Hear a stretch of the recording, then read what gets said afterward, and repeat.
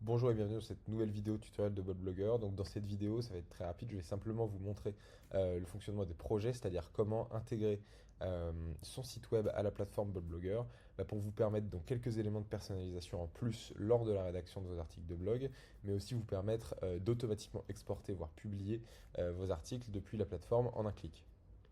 Donc tout d'abord, ce que vous allez faire pour ça, c'est que vous allez aller dans Projet juste ici et vous allez devoir créer un nouveau projet. Donc ici, vous allez avoir plusieurs options de plateforme. Si la plateforme que vous utilisez, donc le CMS, n'est pas présent dans cette liste, n'hésitez pas à nous le faire savoir par message ou sur WhatsApp et bien entendu, on fera le nécessaire pour le plus rapidement possible l'implémenter.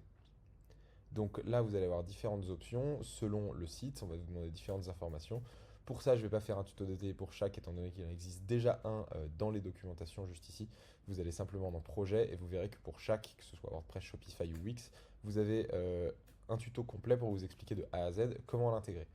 Donc nous, on va revenir dans les projets et pour l'instant, je vais vous montrer. J'ai déjà intégré un site web donc, qui est le site web que j'utilise par rapport à Blogger. Juste ici, donc, on va pouvoir voir les différents paramètres.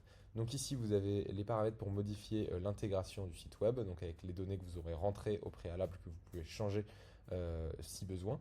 Et vous avez également ici spécifique à WordPress, la possibilité d'intégrer directement son plugin SEO, donc soit RankMath, Yoast SEO ou un autre. Encore une fois, faites-le nous savoir s'il manque des plugins que vous utilisez.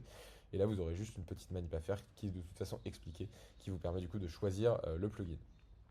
Ensuite, le plus important pour nous ici, parce que c'est propre à absolument tous les sites et tous les CMS, ça va être les paramètres d'export par défaut. Ici, simplement, vous allez pouvoir choisir l'état de publication si vous voulez que naturellement, quand vous exportez un contenu, le contenu soit publié ou soit en brouillon. De toute façon, vous pourrez rechanger cela directement quand vous ferez vos articles. C'est simplement pour que ce soit plus rapidement réalisé. Donc maintenant, on va aller dans les articles de blog. J'ai créé un faux article de blog, entre guillemets, pour vous montrer comment fonctionne l'export. Donc, je vais venir juste ici. Tout l'éditeur sera bien entendu expliqué dans la prochaine vidéo qui est l'explication complète de comment fonctionne l'outil. Simple petite chose du coup, les avantages d'avoir intégré votre site déjà sur le plan visuel, ça va être quelques petits éléments, donc notamment le fait que le slug par défaut du blog va être ajouté ici, et également que dans les métadonnées, vous allez avoir votre site qui va automatiquement apparaître ici pour mieux vous rendre compte, une fois que vous aurez réalisé l'analyse avec vos concurrents, d'à quoi vous ressemblez directement dans la SERP. Le plus important, ça reste quand même du coup l'export automatique. Donc vous allez ici aller dans exporter et vous verrez que cette option qui n'est pas disponible tant que vous n'avez pas ajouté un site va être activée ici. Vous allez pouvoir faire exporter vers un CMS auto ici. Vous pouvez à nouveau, comme je le disais, choisir l'état de publication et cliquer exporter l'article vers le CMS. Là, vous voyez que l'article a bien été exporté. Et donc ensuite, vous pouvez retourner sur votre site. Et effectivement, vous allez voir que si on actualise, vous avez bien votre article qui vient d'être ajouté. Donc on va aller juste là-dessus. Et vous allez voir que ici, toutes les données sont rajoutées, que ce soit le slug, le titre, le contenu. Et également l'expression clé principale, par exemple pour Yoast SEO, le métatitre et la métadescription qu'on a renseigné juste avant.